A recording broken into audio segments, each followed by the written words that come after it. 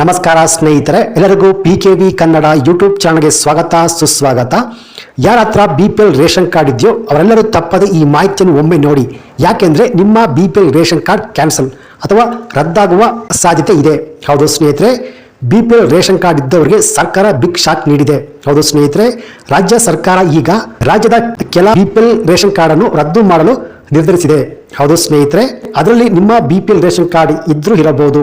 So ಯಾವೆಲ್ಲ BPL ration ಕಾರ್ಡ್ಗಳು cancel ಅಥವಾ ರದ್ದಾಗುತ್ತವೆ ಎಂದು ಕಂಪ್ಲೀಟ್ ಇನ್ಫಾರ್ಮೇಶನ್ ಈ ಒಂದು ವಿಡಿಯೋದಲ್ಲಿ ನಾನು ನಿಮಗೆ ತಿಳಿಸ್ಕೊಡ್ತೀನಿ ಸ್ನೇಹಿತರೆ. ಸೊ ಏನಿದು BPL ರೇಷನ್ ಕಾರ್ಡ್ ರದ್ದು ಮಾಡಲು ಸರ್ಕಾರ ಡಿಸಿಷನ್ ತೆಗೆದುಕೊಂಡಿದೆ, ಹಾಗೆಯೇ ಯಾರ BPL ರೇಷನ್ ಕಾರ್ಡ್ಗಳು ಕ್ಯಾನ್ಸಲ್ ಅಥವಾ ರದ್ದಾಗುತ್ತದೆ, ರೀಸನ್ ಏನು ಎಂದು ಅಧಿಕೃತವಾಗಿ ಆಹಾರ ಸಚಿವರಾದ KH ಮುನಿಯಪ್ಪ ಅವರೇ ಮೀಡಿಯಾದ ಜೊತೆ ಲೈವ್ ಆಗಿ ತಿಳಿಸ್ಕೊಟ್ಟಿದ್ದಾರೆ ಸ್ನೇಹಿತರೆ. ಅದೇನು ಅಂತ ಕಂಪ್ಲೀಟ್ ಆಗಿ ತಿಳಿಸ್ಕೊಡ್ತೀನಿ. ಸೊ ಈ ವಿಡಿಯೋನ ಎಲ್ಲೂ ಸ್ಕಿಪ್ ಮಾಡದೆ ಫುಲ್ ವಿಡಿಯೋ ಕೊನೆವರೆಗೂ ನೋಡಿ, ಹಾಗಿದ್ರೆ ಮಾತ್ರ ಫುಲ್ ಇನ್ಫಾರ್ಮೇಶನ್ ನಿಮ್ಗೆ ಅರ್ಥ ಆಗುತ್ತೆ. ಅದಕ್ಕಿಂತ ಮುಂಚೆ ನೀವಿನ್ನು PKV ಕನ್ನಡ ಯೂಟ್ಯೂಬ್ ಚಾನಲ್ಗೆ ಸಬ್ಸ್ಕ್ರೈಬ್ ಮಾಡಿಲ್ಲ ಅಂದ್ರೆ ದಯವಿಟ್ಟು ಇಲ್ಲಿ ಕಾಣುವಂತಹ ಸಬ್ಸ್ಕ್ರೈಬ್ ಅನ್ನು ಪ್ರೆಸ್ ಮಾಡಿಕೊಳ್ಳಿ, ಹಾಗೆಯೇ ಪಕ್ಕದಲ್ಲಿ ಬರುವಂತಹ ಬೆಲ್ ಬಟನ್ ಒತ್ತಿ. ಸೊ ನಾನು ಯಾವುದೇ ವಿಡಿಯೋಗಳನ್ನ ಅಪ್ಲೋಡ್ ಮಾಡಿದಾಗ ನೀವು ನೋಡಬಹುದು. ಬನ್ನಿ ಈ ವಿಡಿಯೋವನ್ನು ಶುರು ಮಾಡೋಣ. ಹೌದು ಸ್ನೇಹಿತರೆ, ರಾಜ್ಯದಲ್ಲಿರುವ ಕೆಲ BPL ರೇಷನ್ ಕಾರ್ಡ್ಗಳನ್ನು ರದ್ದು ಅಥವಾ ಕ್ಯಾನ್ಸಲ್ ಮಾಡಲು ರಾಜ್ಯ ಸರ್ಕಾರ ತೀರ್ಮಾನ ಕೈಗೊಂಡಿದೆ. ಅದು ಏನು ಅಂತ ಕಂಪ್ಲೀಟ್ ರಿಪೋರ್ಟ್ ಇಲ್ಲಿದೆ ನೋಡಿ ಸ್ನೇಹಿತರೆ. ಕಾರ್ಡ್ಗಳು ಪರಿಷ್ಕರಣೆ ಮಾಡಿ ಆಮೇಲೆ ತೀರ್ಮಾನ ತಗೊಳ್ಳೋಣ ಅಂತ ಆಗಿದೆ. ನಕಲಿ BPL ಕಾರ್ಡ್ದಾರರಿಗೆ ಕಾದಿದೆ ಬಿಗ್ ಶಾಕ್.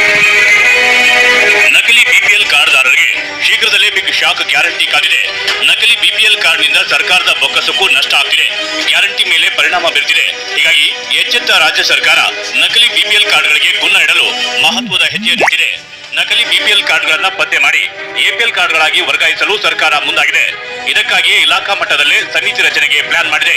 ಈ ಸಮಿತಿ ನಕಲಿ BPL ಕಾರ್ಡ್ ಹೊಂದಿರುವವರನ್ನ ಪರಿಶೀಲನೆ ನಡೆಸಿ, ಅಂದ್ರೆ ಆದಾಯ ತೆರಿಗೆ, ಉದ್ಯೋಗ, ಸಾಮಾಜಿಕ ಸ್ಥಿತಿಗತಿಯನ್ನ ಪರಿಶೀಲಿಸಿ BPL ಅಲ್ಲದೆ ಹೋದ್ರೆ ಅವರನ್ನ APL ಕಾರ್ಡ್ಗೆ ಸೇರಿಸುವ ಬಗ್ಗೆ ಚರ್ಚಿಸಲಾಗುತ್ತಿದೆ. ಈಗ ಫಸ್ಟ್ ನಮ್ದು ಕಾರ್ಡ್ಗಳು ಪರಿಷ್ಕರಣೆ ಮಾಡಿ ಆಮೇಲೆ ತೀರ್ಮಾನ ತಗೊಳ್ಳೋಣ ಅಂತ ಆಗಿದೆ.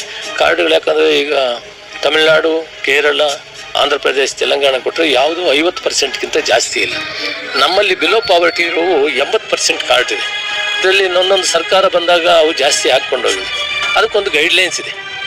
ಏನು ಇನ್ಕಮ್ ಟ್ಯಾಕ್ಸ್ ಹೋಲ್ಡರ್ ಆಗಬಾರ್ದು, ಅವನ ಪ್ರಾಫಿಟ್, ಅವನಿಗೆ ಆದಾಯ 1200 ರೂಪಾಯಿಗಿಂತ ಜಾಸ್ತಿ ಇರಬಾರ್ದು.